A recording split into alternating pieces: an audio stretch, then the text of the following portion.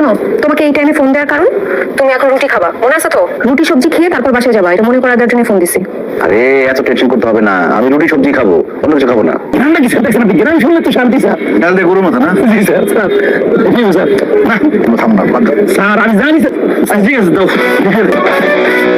Burger মানে না, pizza টানে না এমন, কাচ্চিতে হারিয়ে ভালো লাগে না এখন।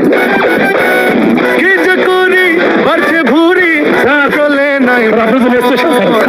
একটু দাও খেতে আমায়। কি লাগবে? খাই নি দাঁড়াও। আমার আরেক প্লেট ভাত নিয়ে আও।